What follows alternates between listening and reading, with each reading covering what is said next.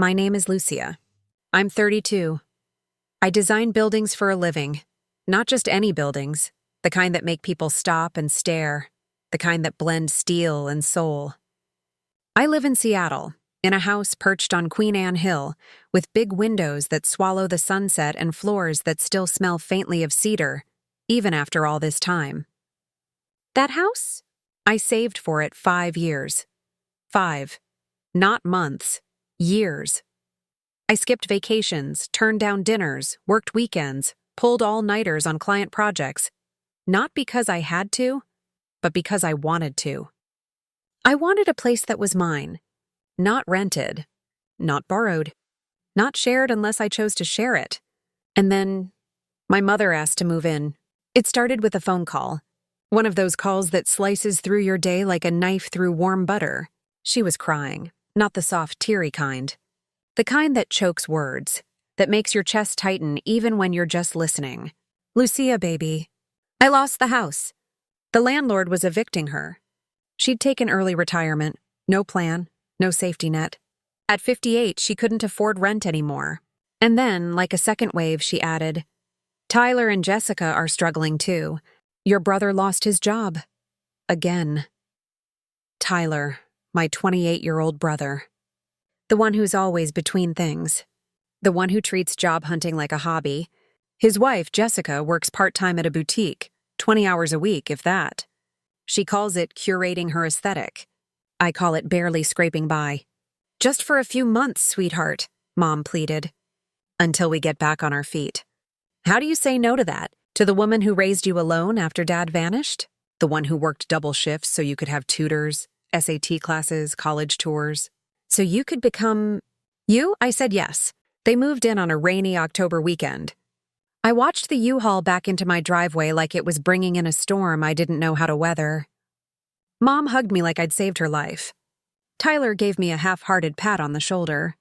Jessica looked around and said, Wow, you're so lucky to afford this. Lucky, I thought it'd be nice. Family for the holidays, laughter in the halls. Maybe even help with the dishes. I had no idea what I was really signing up for. The first month? Almost normal. Sure, the house got louder. Fuller. But it was family, right? I cleaned the guest rooms myself. Bought new sheets. Put fresh flowers on their nightstands. Mom kept saying how grateful she was. By month 3, the gratitude was gone. Like steam off coffee, vanished before you even get a sip. Tyler found my home office. A quiet, sunlit room where I sketched designs and met deadlines. One night, I came home to find my drafting table shoved into a corner. In its place? 3 monitors, a gaming chair, LED lights pulsing like a rave. Hope you don't mind, sis, he said, eyes glued to the screen.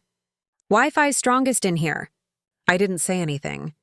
By month 5, Mom had turned my living room into Grand Central. Book club Tuesdays, church coffee Thursdays, bridge club Saturdays. My sanctuary?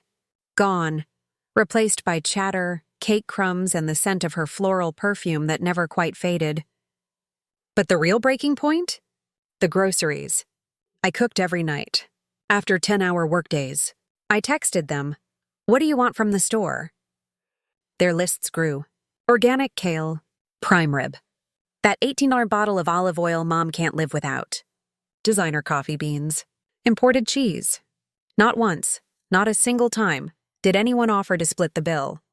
Month 6? Jessica's packages started arriving. Every single day. Designer bags, shoes, makeup palettes. She'd giggle and say retail therapy, while I stood there, mentally calculating how many of those bags could have covered a month's utilities. I started sleeping less, eating at my desk, missing deadlines. My boss pulled me aside. Lucia, you look exhausted. Everything okay at home? What could I say? That my family was slowly erasing me from my own life? By month 10, I knew something had to change. And then, the sticky note, yellow, neat handwriting, taped to my fridge like a commandment. Lucia, today's list. Pick up dry cleaning. Vacuum before book club. Tyler's laundry is piling up. We're out of the good wine. Tyler's laundry. My 28-year-old brother's dirty socks. Now my responsibility. That night, I got home at 8 p.m. deadline crunch. Coffee and vending machine chips for dinner. Walked in to find Mom, arms crossed.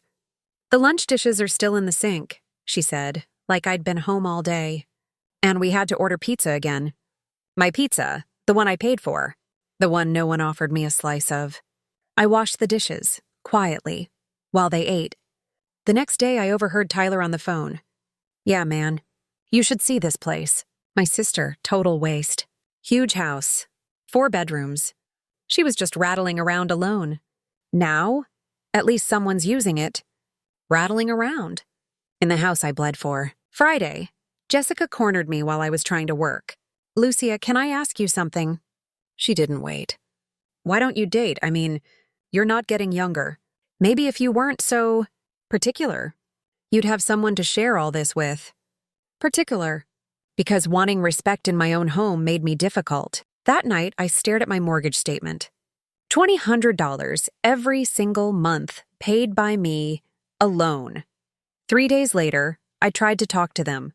After dinner, that I cooked naturally, I cleared my throat. "It's been almost a year, maybe. We should talk about next steps?" Mom's face crumpled. Tears. Instant. Practiced. "I can't believe you're counting the months," she sobbed. "After everything I sacrificed for you. 2 jobs, no vacations. Sati tutors. College visits. The guilt hit me like a truck." Tyler jumped in. "Wow, sis, just wow. Mom's struggling and you're checking the calendar?" Cold, heartless. "Jessica, that's not what family does. Family doesn't put timelines on love." Mom, through tears. "Your father left us. I thought you were different. I thought you understood what family means." She knew. She knew exactly where to cut. Dad leaving at 12, my oldest wound. "I'm sorry," I whispered. "You're right. Forget I mentioned it." Tyler smirked. Mom's tears dried. Jessica went back to scrolling. That night I sat in my car, in my own driveway, and I cried. Not pretty tears, ugly gasping sobs that hurt my ribs.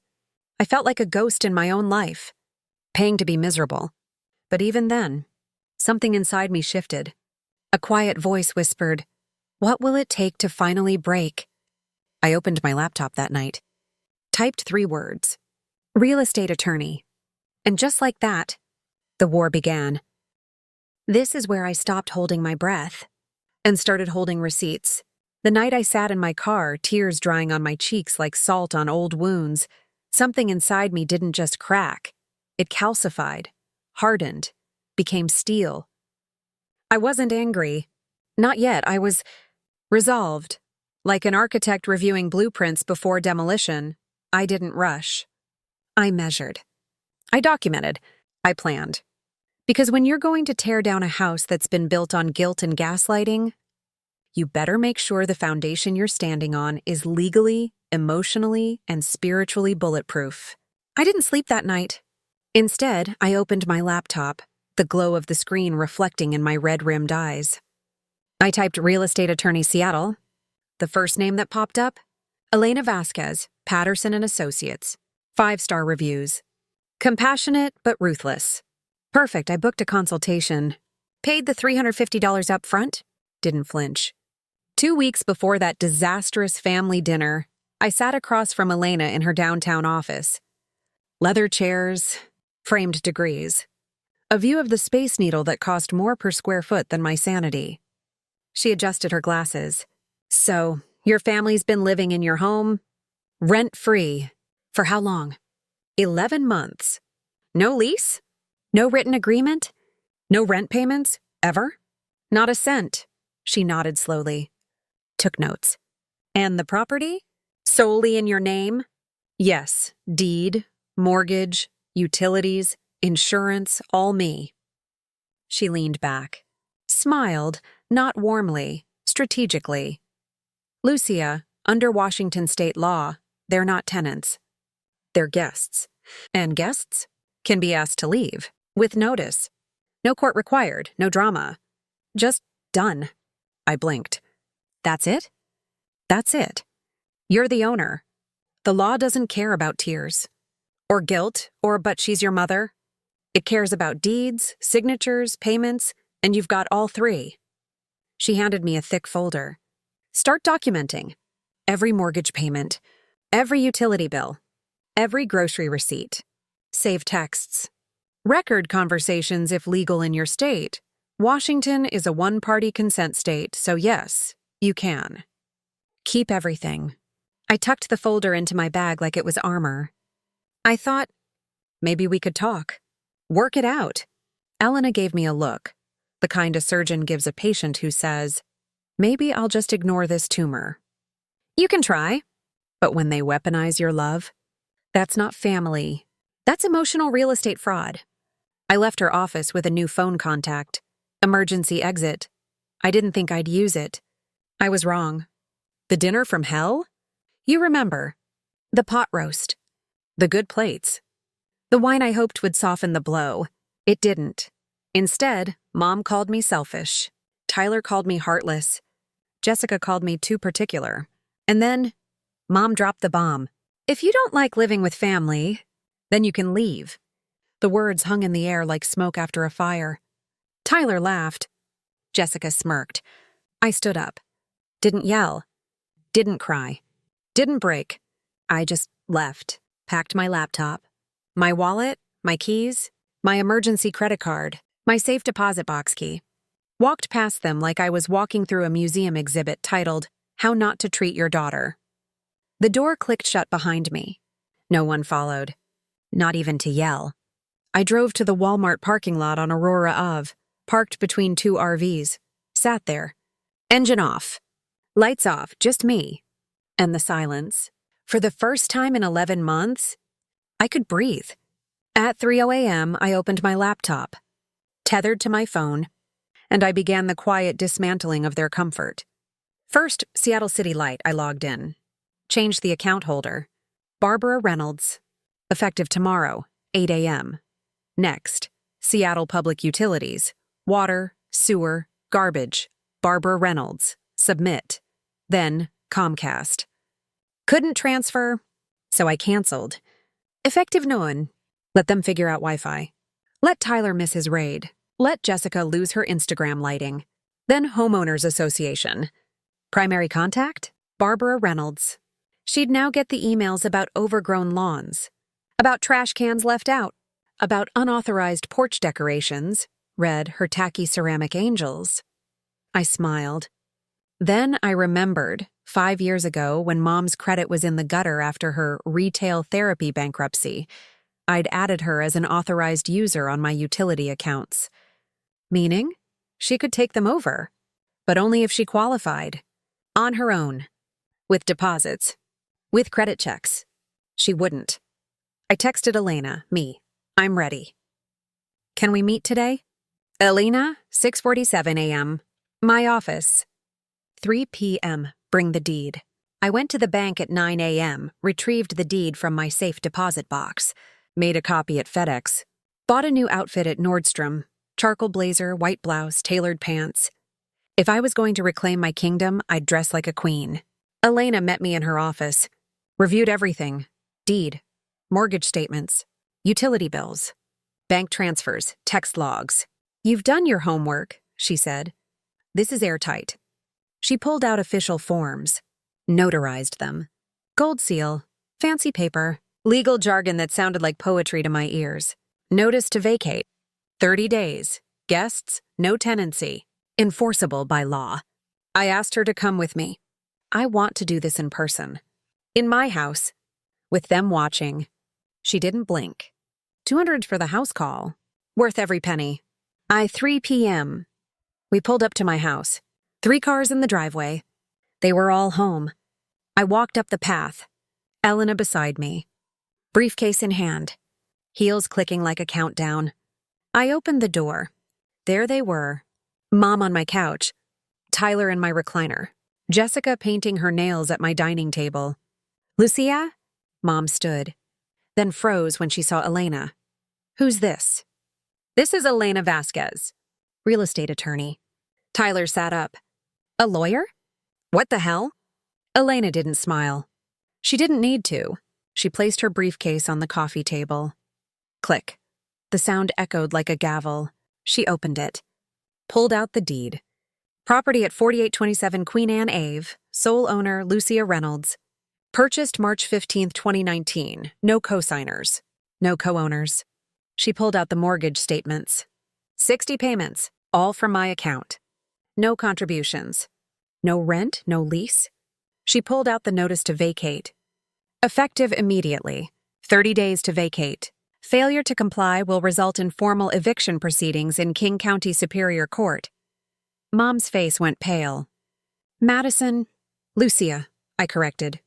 You can't do this to your own mother. Elena stepped forward. Mrs. Reynolds, she can. And she is. Tyler jumped up. We've been here a year. That makes us tenants. Elena didn't flinch. Tenancy requires payment. Or a lease. You have neither. These documents prove it. Jessica scrambled for her phone. It says online we get 60 days. For tenants. Your guests. Different law. Mom tried tears. This is a family home. I finally spoke. Calm, clear, cold. No, Mom, it's my home. You made that clear when you told me to leave. So now, I'm returning the favor. Legally. Elena handed each of them a copy.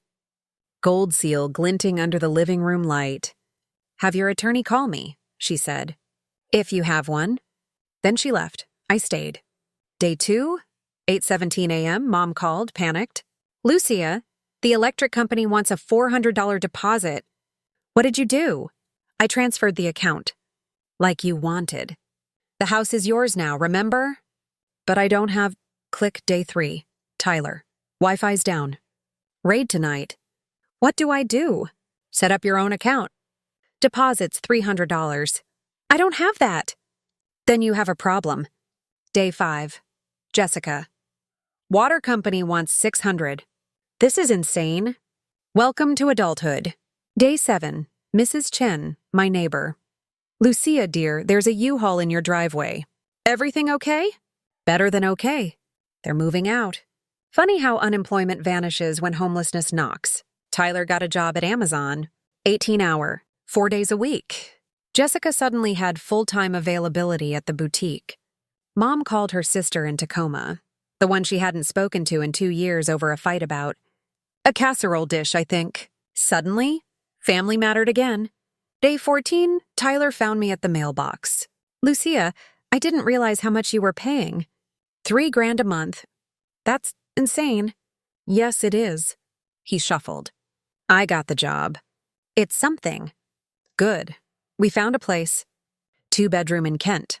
Not fancy. But it's ours. I pulled out my phone. Transferred $2,000. I promised I'd help with the deposit. I keep my promises. His eyes widened. Thank you. Day 25. U-Haul in the driveway. I watched them pack. Made sure nothing of mine left with them. Mom wouldn't look at me. Jessica muttered, some people have no heart. I didn't respond. Day 28. Mom finally spoke. I suppose you're happy now. I'm at peace. There's a difference. We're your family. Yes, and families respect boundaries. You taught me that, just not the way you intended. Day 30. 4 p.m. Keys on the kitchen counter. No note, no hug. No goodbye. Just keys. Tyler texted later. Apartment's small. But it's working. I'm keeping the job. Jessica posted on Instagram, new beginnings. Rising from adversity. 12 likes. One was from her mom. Mom? Silence. For 2 months. Then, the text. Can we visit for Thanksgiving? I replied, you're welcome to visit. 2 p.m. to 5 p.m., no overnight. No exceptions. She didn't argue. Progress. 3 months later? Promotion. Senior architect. 15% raise. Corner office with a view. My boss, Richard. Whatever was going on before. I'm glad it's over. This is the Lucia we hired. I started dating again. James, software engineer. Owns his own place. Cooks. Cleans up after himself. Doesn't leave sticky notes on my fridge. 6 months post-exodus. Savings, $8,000. Investment property? Back on the 5-year plan. Boundaries? Stronger than ever. Thanksgiving came. They visited. 3 hours. Awkward but civil. Mom, the house feels so cold now. Me, it's not cold. It's quiet, and I love it. Christmas? They asked to stay overnight. I sent them the link to the La Quinta 10 minutes away. They booked it. 1 year later, Tyler got promoted to shift supervisor. Has his own apartment. Pays his own bills. Calls before visiting. Says please and thank you. Jessica moved back to Spokane. Her parents' basement. Her lifestyle blog is now a Pinterest board with 37 followers. Mom, we talk, not every day, not every week. But when we do, it's real. Last month over coffee at a cafe, not my house, she said quietly, I took advantage. I see that now. I didn't cry. I didn't yell. I didn't forgive instantly. I just said, we both learned something. She nodded. You learned to stand up for yourself. And you learned I would. This isn't just a story about kicking family out. It's about reclaiming your life when love has been weaponized. It's about understanding that family doesn't mean free rent. That love doesn't mean losing yourself. That peace is not a luxury, and it's a necessity. I didn't evict my family out of cruelty. I evicted the entitlement. I didn't break their hearts. I broke the cycle. And in doing so, I gave them something they never had before: accountability. Tyler grew up. Jessica faced reality. Mom? She learned that guilt only works if you let it. And me? I got my house back. But more than that, I got me back. The woman who designs beautiful spaces finally learned how to protect her own.